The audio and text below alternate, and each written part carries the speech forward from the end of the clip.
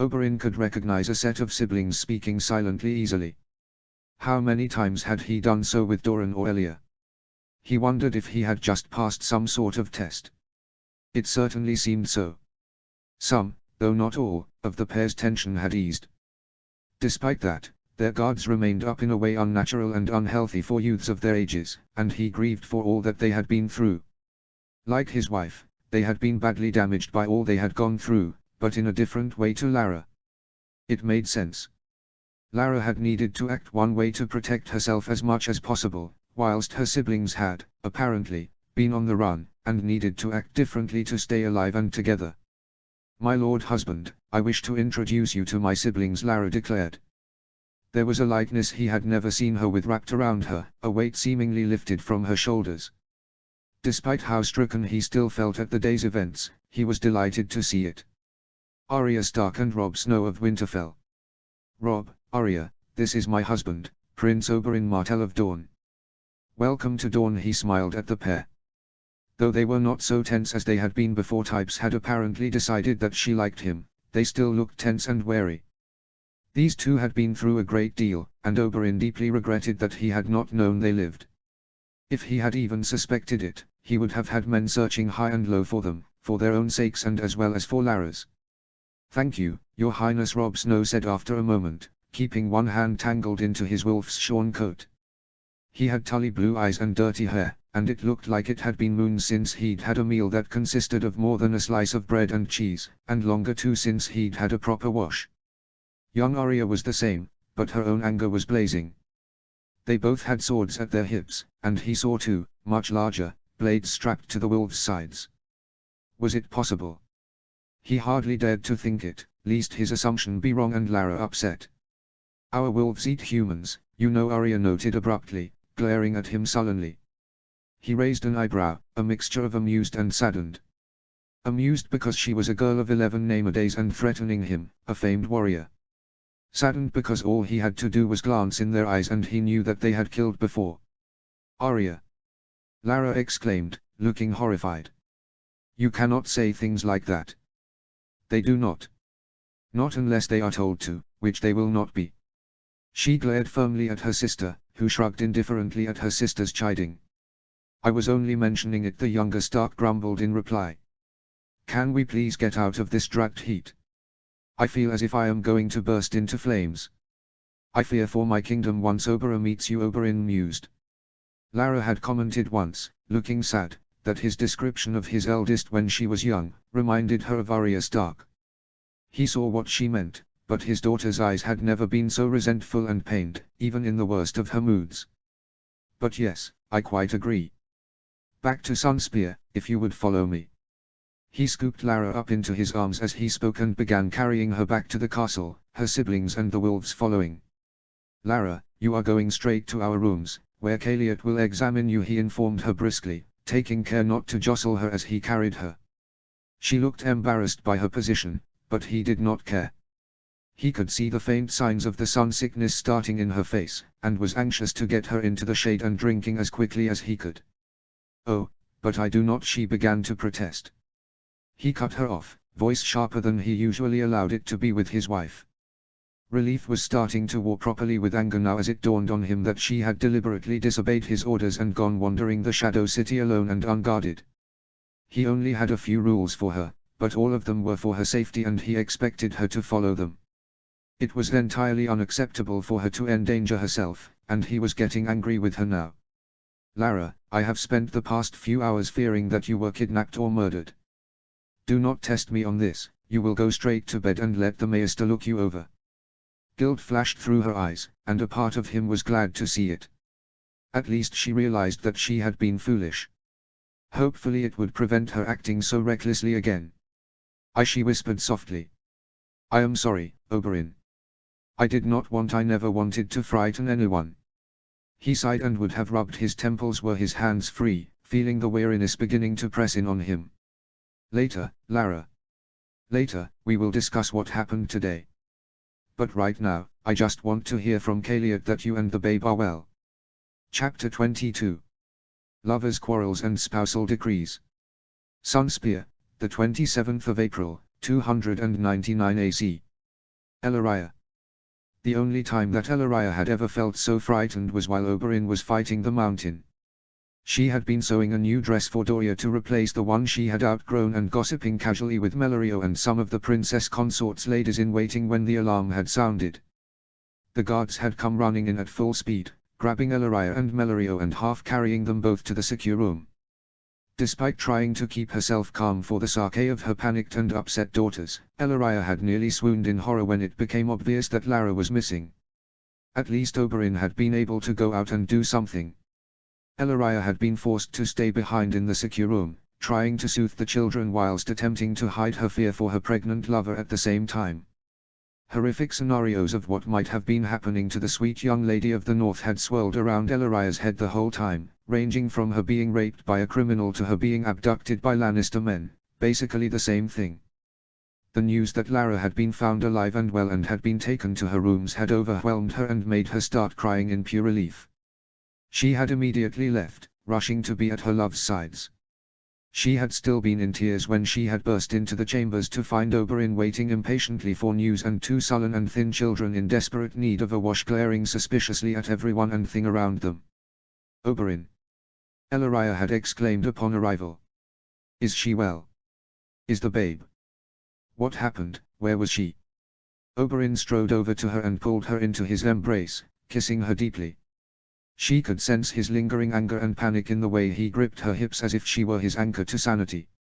Sometimes, Elaria knew that she was. He and Lara both relied on her to guide them when their pasts affected them too much for them to cope properly. Of their trio, Elaria was only one who had not gone through anything overly traumatic and scarring.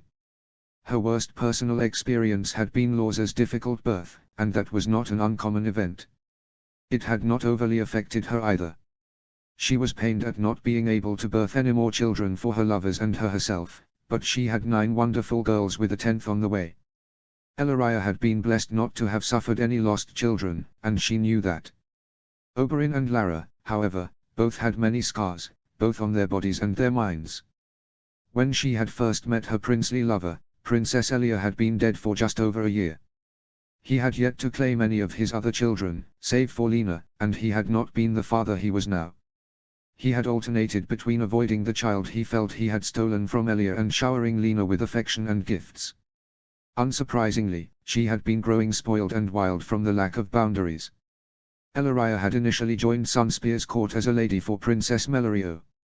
Lena had taken to her quickly, and the princess consort had quickly put Elaria in charge of the girl, as Elaria had been one of the few that could calm the girl when she was throwing a tantrum.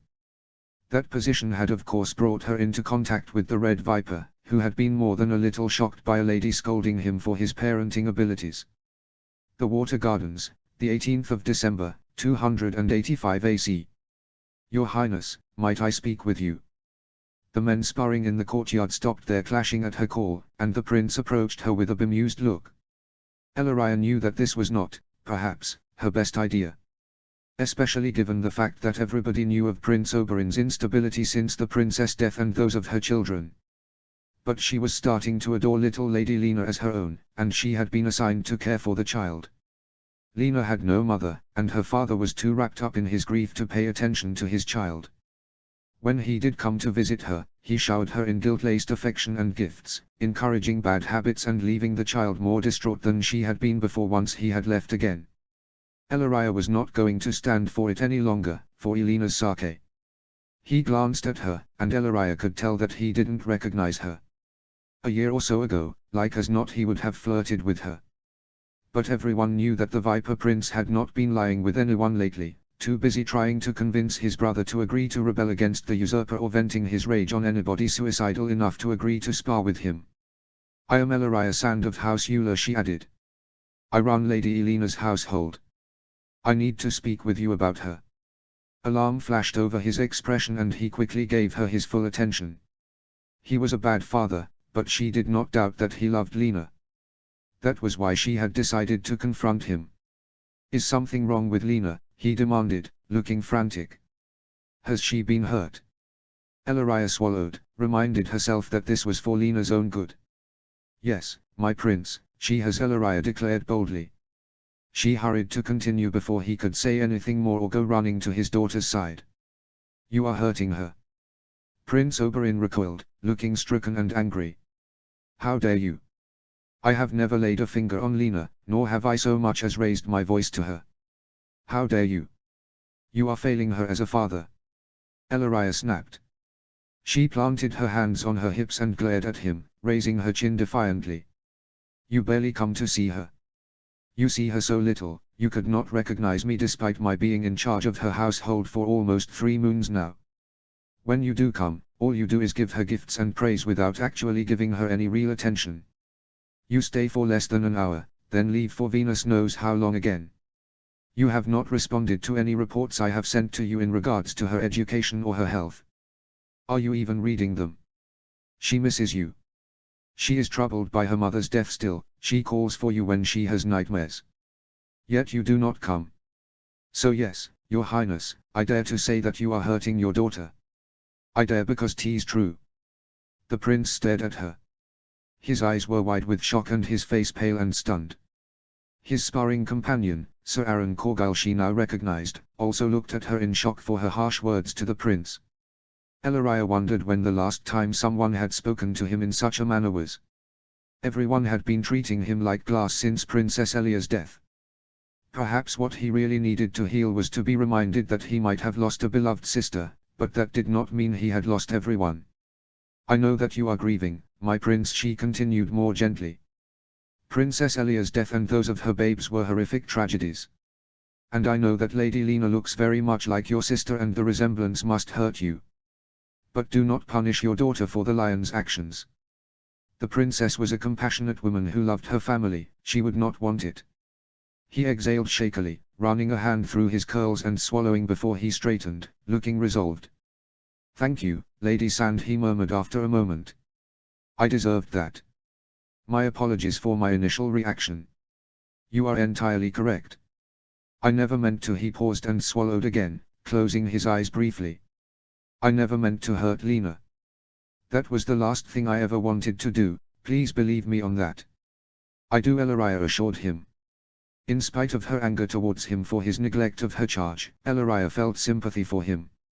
She could not imagine how difficult it must have been. He had gone to war at 7 and 10 to try and preserve his sister's safety in Aerys' hands, yet his almost twin had still been murdered so very ruthlessly.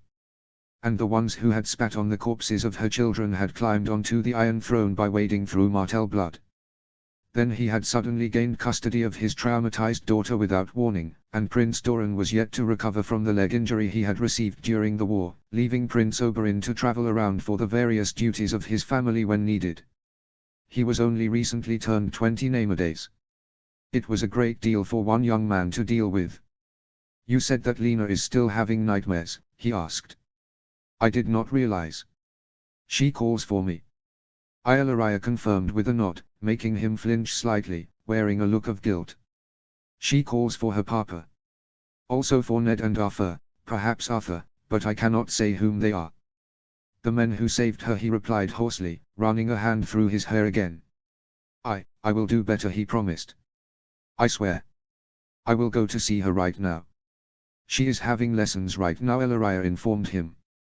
But we can speak over her progress and such while we wait on her to finish. Excellent, he agreed. Just give me a moment, and then I will come. Ellaria smiled in satisfaction as she waited for him to speak quickly with his former foster brother, before returning to her side and offering her his elbow. Hopefully now he would put his focus where it belonged, on his living daughter, instead of his dead sister. 2 moons later, Sarala had arrived in her mother's arms. The woman had given Oberyn custody of her daughter, declaring that she simply could not do it anymore, and unintentionally triggered a frantic quest to track down any other of Oberyn's children. He had been more than a little stricken with guilt to learn he'd had 3 other daughters he had not known of. Especially given the circumstances they had found Oberyn in. She is being examined now, Oberyn stated, breaking Ellaria from her memories. But she seems well. It appears that she was not kidnapped after all, she simply went off alone without informing anybody of her plans. His voice was tight with anger, and it made the 2 children eye him suspiciously. Ellaria noticed with concern that they both had swords at their sides, and clearly knew how to use them. Both of them looked familiar,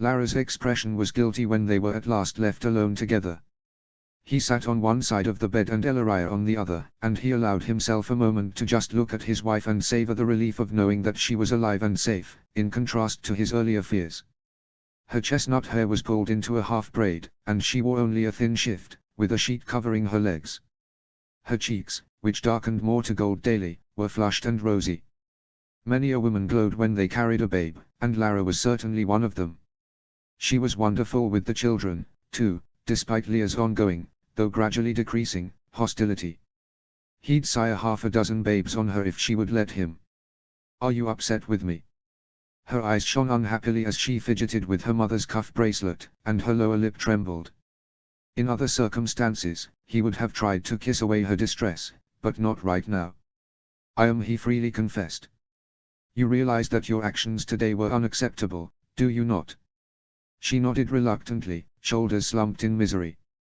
It pained him to erase the delight her siblings' presence had given her, but he could not, would not, let this go so easily. "I had to," though she implored him, looking earnest. "If there was a chance that they lived." "Lara, you had no reason to think that note was anything other than a trap," Oberyn cut off. He stood and began pacing the room, frustration coursing through his veins. Elaria stayed silent, but he could feel their gazes on him. "You were reckless and foolish," he scolded his wife, who shrank into the pillows and stared at the bedsheet covering her. "What were you thinking? Why did you not alert us that you had found a note asking for a secret meeting in your bedchamber of all places? That 'twas written in the old tongue is not a good enough reason to think that it could be genuine." Originally, he had assumed that she had caught sight of them in the crowd and gone after them without thinking. Learning that she had instead deliberately set out to leave behind the safety of Sunspear and Demon, based on a mysterious note placed in her rooms, had rendered him speechless. It had not been an impulsive action, but a thought-out one. That made it far worse, in his eyes, because she would have had a chance to consider the consequences of her actions. He could not understand what had possessed her. That it was written in the old tongue was not a good enough excuse. "But when I watched," she began, before faltering. Oberyn turned to stare at her, frowning deeply. Elaria also looked puzzled. "You said that you could not walk whilst with child," Elaria noted, bemused. "What are you speaking of, my love?" Lara swallowed and avoided their gazes as she explained the wolf dream she'd had on the boat to them. Oberyn turned away from her afterwards, feeling deeply hurt that she had failed to reveal something of such importance to them. Did she truly trust them at all? Or was it merely that she trusted they would not harm her, but did not trust they themselves? He had been taking her "I trust yous" as her own way of telling them she loved them, but perhaps his own love and hope had blinded him from the truth of the matter. "Why not tell us, beloved?" Elaria inquired, speaking what he could not. She too sounded stung.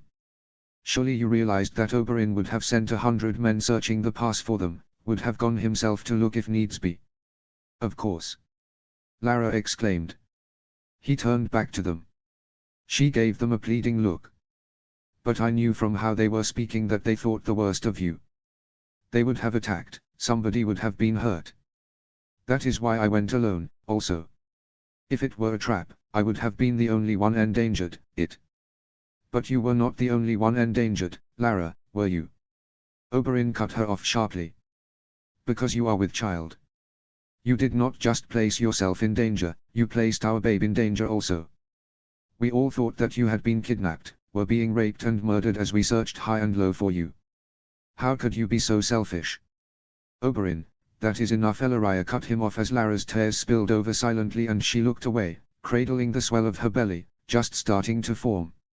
"You are letting your anger rule you, do not say something that you are going to regret." Oberyn stared at the sight of his wife crying in their paramour's embrace and felt his anger towards Lara drain away. He redirected it towards the people truly responsible for this. The Lannisters had done this. Not only had they set off the chain of events that led to the Stark siblings being separated in the first place, but they had abused his wife to the point that she had forgotten she deserved protection too, had convinced her that her life was worth less than others. If you traced any dark event back far enough, you could always find a Lannister at the source of it eventually. They were the cause of all suffering in the world. "I am sorry, my lovely wife," he breathed, feeling his shoulders slump as he made his way over to the bed and pulled the two ladies into his arms. He pressed his lips against the top of her head in a kiss before pulling away to cup her face in his hands, pained by the sadness and guilt lurking in her violet-tinted grey depths. "I am sorry for upsetting everyone," she insisted, sincerity clear. I knew that everyone would assume the worst, but I feared that, should I appear with guards, either they would be hurt defending me or Rob and Arya might attack, again resulting in the guards being hurt, or my siblings. I did not want anybody to be hurt. I had to go. I would have done the same in your place, he acknowledged, wiping away her tears. But Lara, your safety is so very important. Not just to the Winterlanders who so desperately desire the return of their liege lady, but to us personally. We would be devastated to lose you, Ellaria added, clutching Lara's hand tightly. The only time I have ever been so fearful in my entire life was when Oberyn was fighting the mountain. We love you, Lara. Doran and Melorio love you, Lena and Sarilla adore you, and the youngest girls all worship the ground that you walk on. And now, your siblings are back with you, and were you to be hurt, they would lose you a second time. For our sake, please be more careful with yourself. Lara's gaze was fixed on the sheet as she nodded solemnly. I am sorry. I have never wanted to cause anybody any pain or distress. I know. Oberyn sighed heavily. He forced her to look at him, holding her head in place to keep her from avoiding him.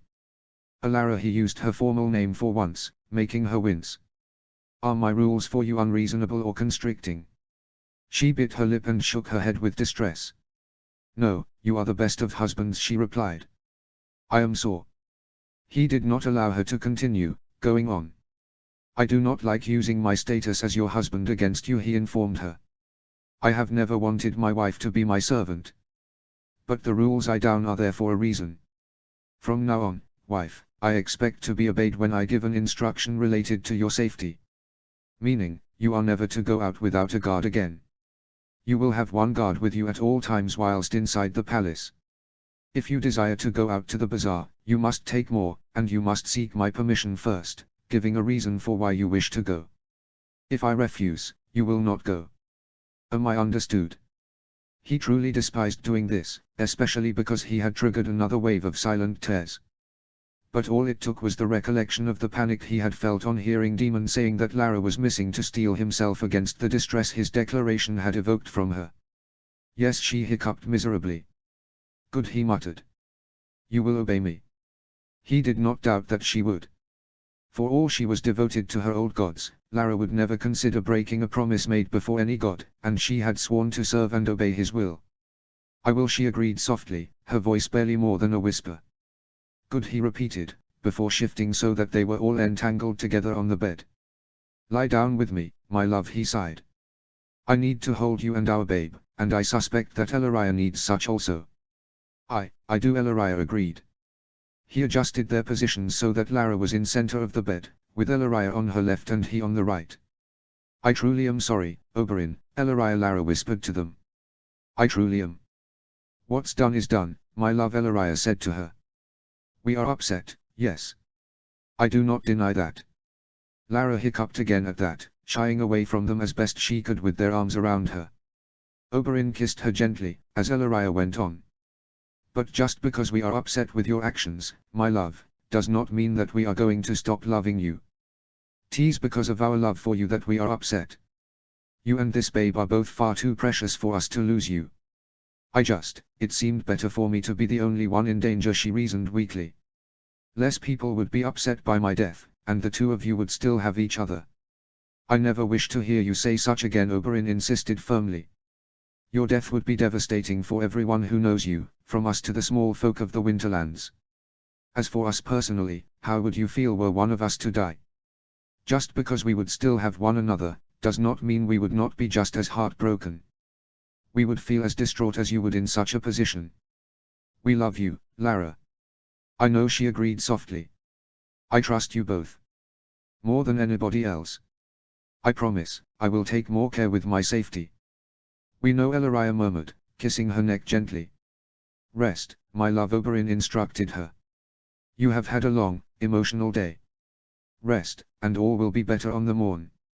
Her breaths evened out after a while, but he and Ellaria remained awake, holding her to reassure themselves that she was well. "What are you thinking of, my prince?"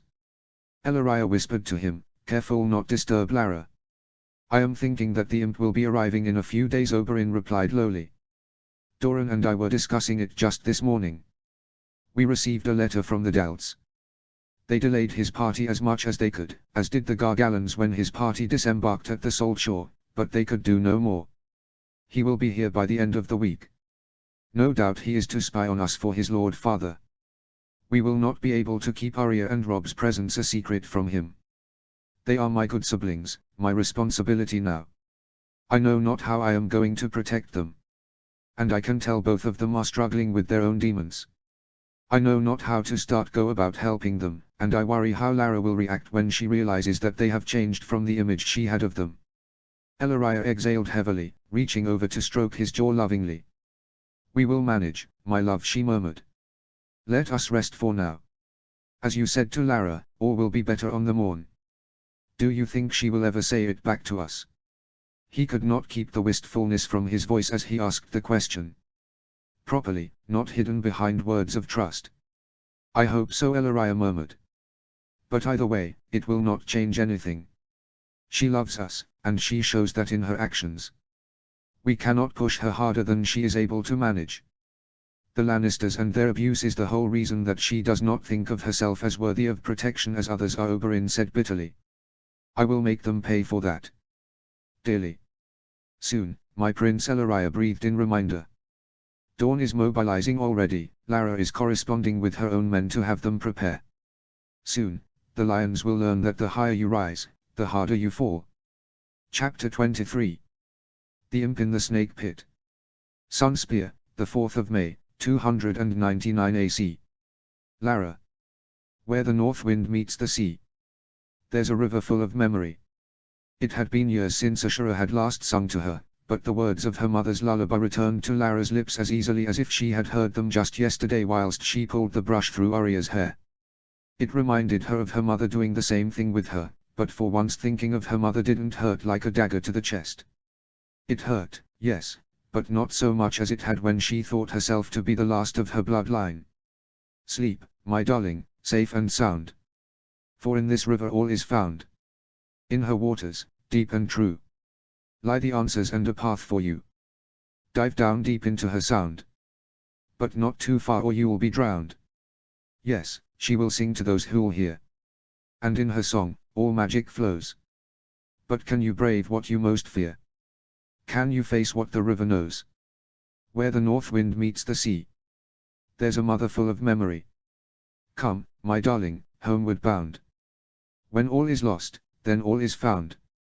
She let the song trail off as she set down the brush.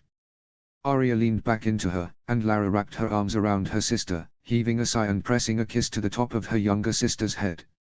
It had taken hours to get the knots out, but Arya had nearly thrown a fit when Melorio had suggested cutting it, leading to Lara explaining that, until the Lannisters were gone, none of the Starks could cut their hair lest they insult their ancestors' spirits by undoing their declaration of the blood feud. Lara had needed to slip away and weep when she'd caught sight of a thin scar going from Arya's temple all the way to the bottom of her ear, until then hidden by her sister's hair. She had not yet found the courage to press for details on what her siblings had gone through during their years of separation, and neither had they inquired into her own time as a Lannister hostage. "I want to kill him," Arya informed her. "The imp is a Lannister. I swore to kill them all, to eradicate their entire house for what they have done." "You must not," Lara replied softly, stroking the side of Arya's arm. "Not yet, at least. We cannot afford to tip our hand to the lions too soon. I do not understand why we cannot simply kill them all now and be done with it," Arya said bitterly. Her grey eyes were filled with a bone-deep anger that frightened Lara deeply. She felt that same anger, but she worried that Arya would be consumed by her hatred and desire for revenge. Robb had already confessed to her that he feared what would happen to Arya when the lions were defeated, and she realized that it would not restore things to the way they had been before. The more she spoke with her sister, the more she agreed with his concerns. She had no idea what to do to help her sister. "Beware the frozen heart," Lara reminded her sister of the old northern phrase, warning people of the dangers of focusing on negative emotions and letting them rule you. Arya winced and looked down. Lara rubbed her arm and kissed her head lovingly. Angry and changed Arya was, but she was still Arya at the core of her. Nothing would ever make Lara's love for her falter. "We will see them suffer for what they have done," she promised her younger sister. "But we must take care, so that no innocents are harmed. After all, we cannot blame Jaime Lannister, a girl barely out of her swaddling clothes, for the actions of her cousin the Queen, can we? Myrcella and Tommen are both so sweet and kind, regardless of their parents' and brothers' crimes. They should suffer for their blood, Sake. Aether and the others would not want us to harm innocents in their name, would they?" "No," Arya admitted, scowling. Lara smiled faintly and kissed her head again. "I need to go and get dressed," she sighed, reluctantly stepping away. "Do you require anything?" Arya shook her head. "No, I am fine. Leah has loaned me a fresh tunic to wear for the presentation." "Wonderful," Lara murmured. "I am glad that you are getting along with our family." "They are not our family," Arya grumbled. "They are the Vipers. But his daughters are mostly tolerable, I suppose." Lara hid an affectionate smile. As she had always thought would be the case, Arya deeply admired Oberyn and Nym, though she tried not to show it. The fact that Lena was so openly grateful to and spoke so glowingly of their kin had softened Arya towards her and earned her the young she-wolf's like. But the friendship that had formed between Leah and Arya had been a bit of a surprise. Though in hindsight perhaps it should have been expected they would like each other. They were a few years apart, but they had similar interests, both enjoying fighting and riding and being unladylike. But they mainly seemed to have bonded over their mutual loathing of Lara and Oberyn's marriage. It was rather amusing, really, and a relief to see her sister and stepdaughters getting along. The friendship had not stopped them challenging each other over one insulting the other's family member. In the past week, the girls had fought 4 times, with Arya winning 3 bouts and Leah the 4th. Lara had been alarmed the first time, but the two seemed to become closer with each fight, and she was too relieved to have some of her family back and that Leah was softening towards her to be upset about it. If it worked for them, who was she to judge, so long as they did not get anybody innocent hurt? But it pained Lara to know that Arya continued to treat Oberyn and Ellaria like they had the plague. The only reason she was being so mild was for Lara's sake, she knew. If she was not happy with the two, her sister would probably have tried to get Nymeria to eat them both. It was difficult to make herself leave. Robb and Arya had been returned to her for days now, yet she still felt as if they would disappear the moment she took her eyes off of them. Still, duty called. She gave her sister another tight hug before she headed back to her own chambers where Ellaria and Oberyn were changing in preparation for meeting the imp, who was to arrive within the next few hours. Lara suppressed a shudder. She did not like the thought of any Lannister being in Sunspear. It felt violating, their enemies coming into their home. The imp was better than his siblings, but that was a very low bar standard of behavior. 2 guards walked a few steps behind her, and she felt the same squeeze of guilt she always did whenever she recalled why she was no longer allowed to be without at least 2 men at a time. But despite everything, if she had to go back and redo things, she was not sure that she would have done anything differently. She still thought it would be better if she were the only one risked. But she hated that she had caused her lovers to be distressed, and caused such panic. She had not said so, because she suspected that it would hurt them, but she had underestimated how frantic everyone would be. She had known they would all panic and assume the worst, but she had not anticipated how frantic everyone would be for her. She had apologized to them all for causing them distress, especially Sir Daemon and the 2 men who had been accused of conspiring to help kidnap her, but she still felt guilty despite them all saying they forgave her and understood her actions. And she felt even worse whenever she recalled how she had endangered the babe. What kind of mother was she? A mother was supposed to put her children above everything else, yet Lara had only had a few brief thoughts for her child's safety before putting her at risk. She was the most selfish person in the world. Even Cersei Lannister was a better mother than her. She pushed away the thoughts so her lovers wouldn't pick up on them as she entered the bedchamber. She smiled when she found Oberyn kissing Ellaria's neck, the pair of them only half-dressed. They drew apart slightly on her arrival, Oberyn reaching out to grab her wrist and pull her over into their embrace. She sighed and rested her head against his chest, closing her eyes and savoring the feeling of safety she felt whenever she was being held by either of them.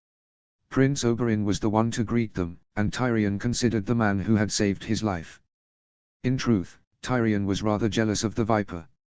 The second-born prince had been born to a similar status as Tyrion, but whilst Tyrion's life had been filled with disappointments and scorn from those meant to love him the most, the Viper seemed to be nothing but successful. Oberyn Martell could have any woman he desired, and he had a beautiful and dutiful wife on his arm, one who seemed indifferent to his philandering and paramour. He was clearly adored by his people, who cheered the sight of him and tossed flowers and such towards him as he rode up to greet Tyrion's party.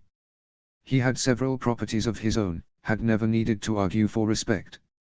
Oberyn Martell was one of those people who got whatever he wanted without a hassle, and Tyrion could not help but feel bitter about that fact, when he never got anything that he desired. Even Shae had chosen serving as Princess Alara's handmaiden over staying with him. He still could not bring himself to think about Tisha and how badly things had gone wrong with her. Still, the Viper had saved him from decapitation, and as Tyrion was very fond of his head, he thought that it behooved him not to let on that he held any resentment for the prince. "Lord Tyrion," the Viper called in greeting, dismounting smoothly from his sand steed. "Wonderful to see you again. How was your journey to Sunspear? Untroubled, I hope." "Oh, we had no problems at all," Tyrion replied glibly. "And the Gargallons and Vaiths were the height of welcoming to us. They practically refused to allow us to leave."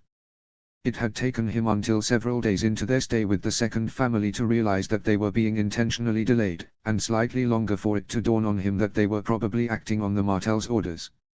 He simply did not know why. What were the Dornish hiding? "How is my niece, the Princess Myrcella?" Tyrion went on. "I am most eager to see her. 'Tis been some time. Not since she came to live in Dorne. Yes, I could not bear to go so many years without laying eyes on my beloved niece Arya." And the Viper's grin grew sharper. "Princess Myrcella is well, and looks forward to seeing you again. There is a special bond between an uncle and a beloved niece, is there not? Mine wife willingly admits that she worshipped the ground that her late uncle walked on. Of course, him being named a traitor along with her lord father caused her much distress. She was but 2 and 10 at the time. Such a tender age." Tyrion suppressed the urge to swallow. Did Prince Oberyn know how Lord Stark and Lord Dane were made to confess to treason? Tyrion himself had not had anything to do with it, nor their arrests and executions. He had not yet even arrived at the capital when it all went to hell for the Stark family. But if Princess Alara had told that to her husband, then she had probably told him other things, and he had surely seen the evidence of it all on her skin. The Viper had seemed more than fond of his young bride at the trial by combat. Tyrion did not doubt that he sought revenge for his wife's hurts, as well as his sister's death. "A very traumatic event for her," he replied, hoping his voice was not as hoarse as it sounded to his ears. "Shall we continue on to the palace, then? I confess, I am unused to such heat. 'Tis bad for my lovely face. I would not look well with a sunburn." He gestured at his scarred face as he spoke, and Martell barked out a laugh, eyes still glinting dangerously. The sooner they'd partaken of guest right, the better Tyrion would feel. Why couldn't his father have sent Jaime to spy on the Dornish ruling house? He was a warrior capable of defending himself from angry Dornishmen, unlike Tyrion who had to rely on Bronn's fondness for money.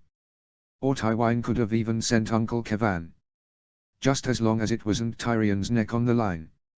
"Let us go," then the Viper declared, signaling for some horses to be brought forward for them. Tyrion liked the sand steeds. He felt so much less ridiculous seated atop one of the small steeds than he did on a regular horse or a pony. He almost looked like he was a normal size, and didn't even need to use a step stool or be lifted up onto its back. "Is there some sort of festival going on, Your Highness?" Tyrion asked, noticing the celebratory aura that hung over the Shadow City, and the decorations being hung. Flowers were thrown towards the prince, but he noticed more than a few sneers directed at his own Lannister banner. "La Fiesta del Invierno," Martell replied. "The Festival of Winter. It celebrates the change from autumn to winter. There are special markets, dances, shows, games for children, competitions and more. Anything you can think of it. It starts the day after tomorrow, on Mother's Day, and lasts for the week. You chose a good time to come and visit, Lord Tyrion.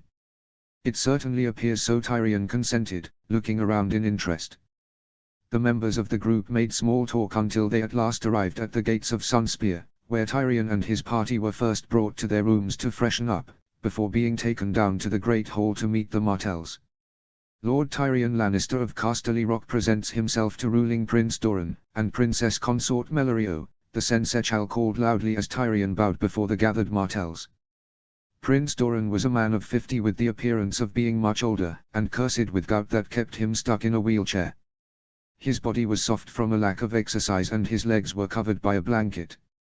Despite that, his eyes were filled with a shrewd intelligence. The gout might have affected his body, but it had not hampered his mind. Princess Melorio was several years her husband's junior, with a wig of dark curls on. She too looked aged, but was pretty still. She had a regal, controlled air around her. Tyrion could sense her disdain for him as he kissed her offered hand and gave her his greetings, though not a hint of it touched her features. "These are our children," Lord Tyrion. Prince Doran gestured at the 3 youths standing in a row beside their parents. "Our eldest daughter and heiress, Arianne, and our sons, Quentyn and Tristan, your nieces betrothed." Tyrion turned to the trio, bowing again and studying them.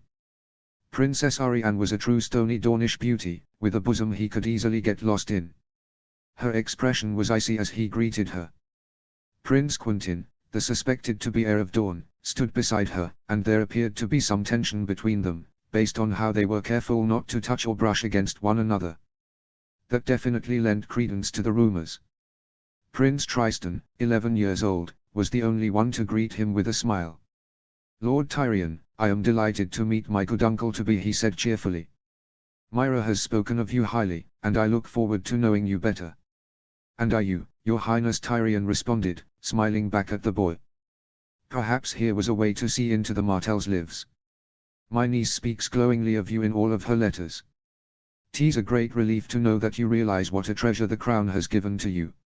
"Indeed, Myra is a gift," the young boy agreed, reaching out to grab Myrcella's hand and lead her forward as she beamed brightly. Tyrion smiled fondly at his niece as they embraced one another. "I am so pleased that you are here," Uncle Myrcella exclaimed. "I have missed you dearly. Have you any news for me from the rest of the family?" Your mother and King Tommen sent me with letters and gifts to give to you," Tyrion acknowledged. "And Cersei bid me tell you that she sends her love." It was the truth. For all his sister was a wicked, soulless harpy, she loved her children more than anything. Tyrion would give her that much credit. "Of course, you have become acquainted with my brother and good sister already," Lord Tyrion. Prince Doran cut in after he had stepped away from his niece. "Indeed," Tyrion murmured, reaching out to grasp Princess Alara's offered hand and lay a kiss on it. She looked far healthier than she had whilst in the capital. Being away from his family suited her. No longer did she hold herself in anticipation of a blow, and her expression held no fear of him. "Princess, you are as lovely a picture as ever. And if I might extend my congratulations on your current state. You glow with the mother's blessing." "My thanks, my lord." Her voice was distant and cold, her expression blank. Her husband had his arm wrapped around her waist, stroking it boldly. She did not appear embarrassed by the demonstrative actions either, leaning into the viper's embrace and resting a hand over her stomach protectively. "I am pleased to see that you are well." She did not sound or appear pleased. Tyrion was not unaware that she probably wished him dead along with his siblings and father, despite his lack of involvement in her torment. "These are my daughters," the viper added, gesturing at the long line of ladies. "Obera, Nymeria, Tyon, Elena, Sarala, Elia, Obola, Doria and Lorza. And you have met my lovely Ellaria already, of course." "You are blessed, my prince," Tyrion commented. "Or mayhaps cursed. To have so many beautiful daughters to worry over." "Oh, all of my daughters are more than capable of caring for themselves," Prince Oberyn said lightly. "And no doubt this coming one shall be the same." He patted his wife's bump affectionately, his sharp grin softening into a genuine smile. The man was a loving father, none could deny that. The princess smiled back at him. She will be wonderful," she agreed, before she paused and turned back to Tyrion. He could see a hint of mockery seeming to glint in her eyes. He'd noticed before that they seemed to change between her mother's violet and her father's grey. Currently, they seemed a mix. I believe that you have met my siblings, have you not? Back when the court visited Winterfell. Please, my lord. Allow me the opportunity to reintroduce you to my sister, the Lady Arya Stark, and my cousin, Lord Robb Snow, of Winterfell. Tyrion could not stop his jaw dropping to the floor in utter shock as he finally spotted the two missing Stark children, the pair having previously been tucked out of sight by the shadows of the 9 sand snakes. One look confirmed their identities. Even with Robb Snow's red hair and blue eyes, the classical features of their house shone through obviously, and Lady Arya looked uncannily like her elder sister, though her own eyes were pure grey. Unlike the Dornish nobility, the two northerners did not try to hide their utter loathing for him. Tyrion suddenly found himself wondering if guest right shielded him from the wrath of the Starks too whilst under the Martell's roof, or if he ought to increase Bronn's pay. Otherwise, there was a large chance that he would find himself waking up with a knife being buried in his belly. Well, he swallowed. Lady Arya, Lord Robb. What a surprise. I had thought you dead. No, Lady Arya replied stonily. We survived. Others did not. Do you know, Lord Lannister, that the last time I saw a soldier in a red cloak, they were cutting my family's guards to pieces. Ah, he breathed, as Princess Alara's expression grew harder and she reached out to lie a hand on her sister's shoulder. Robb Snow crossed his arms. He had a warrior's air. As did the she-wolf. Well, now that introductions are done, shall we go and get refreshments, then? The Viper suggested cheerfully, ignoring the loathing being sent in Tyrion's party's way by his good family. I do so love a good goblet of proper Dornish wine on a hot afternoon. You love a goblet of Dornish wine at any time of the day, my love. Lady Ellaria laughed, batting his shoulder casually. Quite true, he shamelessly agreed, grabbing her hand to kiss it. Prince Doran agreed with his brother's suggestion, and soon enough Tyrion found himself in an open-air courtyard, holding a goblet of wine tightly. He gulped the liquid down quickly, mind stuck on the Starks.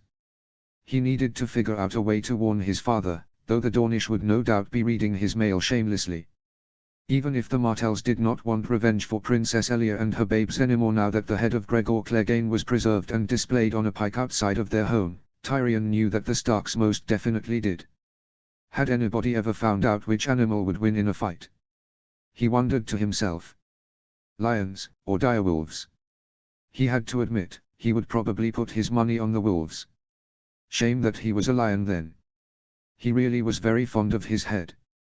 He drained a second goblet as Arya Stark ran a hand over the pommel of a long, thin, sword at her side, and loudly asked Oberyn Sand about the different vital points on a man's body. Chapter 24. An Eye for an Eye. Sunspear, the 4th of May, 299 AC. Lara. The evening of the imp's arrival in Sunspear, Lara was brushing her hair in front of her vanity when she suddenly hissed in pain as her nail caught and pulled on the hidden hook that kept the compartment in her silver hairbrush closed. Lara. Oberyn called from where he lounged on the bed. Are you well, my love? She didn't reply, frozen in place. She stared down at the brush in her hand, her breath caught in her throat. She had forgotten entirely about the mysterious instructions given to her by her father 2 days before his arrest. Or rather, she had forgotten up until now. Lara. Oberyn repeated, suddenly standing just behind her and reaching for her, alarm in his tone. What is it, my love? Is something amiss with the babe? She did not reply to him, but abruptly moved instead, scrambling to open the secret compartment. Inside, covered by a thin layer of dust, was the folded-up envelope her father had given to her. Do not let anybody know of this, he had told her seriously, expression grave as he gripped her shoulders tightly. Anybody? Keep it hidden until I or your uncle tell you to give it back to us. Lara, her husband pressed her. What is going on? I had forgotten, she explained vaguely, gripping the letter. It was just before and then they confiscated anything valuable so I could not run away, so it didn't matter anymore anyway. But the words were tumbling out of her in a hysterical jumble. Black spots danced in her vision as she struggled to breathe through the emotions filling her. Gods, how could she have forgotten? He had been so serious and worried, impressing on her the importance of secrecy, and then only days later he and her uncle had been arrested. How could she have forgotten the last thing her father had ever asked her to do for him? What kind of undutiful daughter was she? my love, breathe please, Oberyn coaxed her, catching hold of her jaw lightly. He placed her hand over his heart, allowing her to feel the steady and reassuring thump of his heartbeat. Copy me, my love. Breathe in, breathe out. That's it, my darling. You are doing wonderfully. Keep breathing with me, beloved. This had not been the first time they had done this, and Lara always felt ridiculous and stupid afterwards, even as she leaned into her husband's strong embrace. Neither he nor Ellaria had ever done anything to make her feel ashamed for her occasional bouts of panic and distress, but she could not help but feel weak whenever it happened. What did it say about her mental state, that she could become so upset she forgot to breathe? It amazed her that they had not given up on her in frustration. It had been months since she'd wed Oberyn, become safe, yet still the memories and emotions haunted her. Surely, something was wrong with her that she was still having such bouts of alarm and panic. Finally, she was able to breathe normally again and her tears had eased.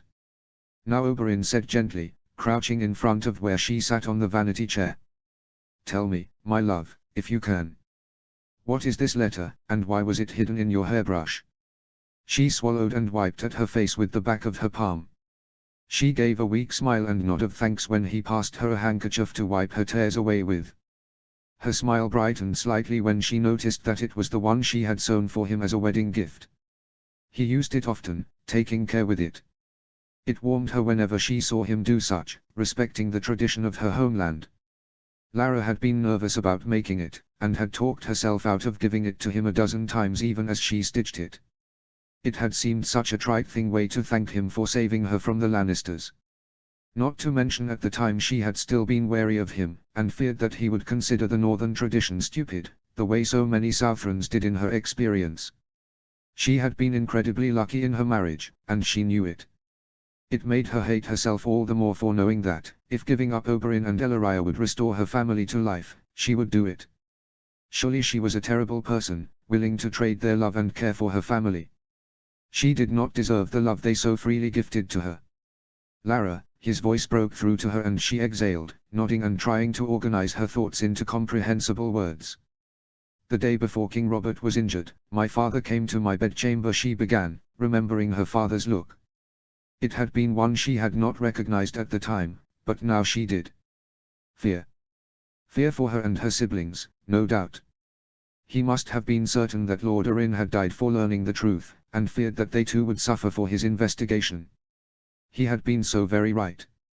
Her father had always been right, about everything, it seemed. If only he were there. If only he had refused the king. Maybe if he'd accepted King Robert's offer to wed her to Joffrey, he could have stayed safe in Winterfell. Lara would have suffered, yes. But her family would have lived, Arya and Robb would not be so angry and hard, would not have spent 3 years as fugitives. Elaine would have lived past her 4th name-a-day, Bran would have been able to become High Green Seer as he had so desperately longed to. Their parents would still be alive and well, along with their uncle and their guards and servants who died for no reason other than they had served the Starks.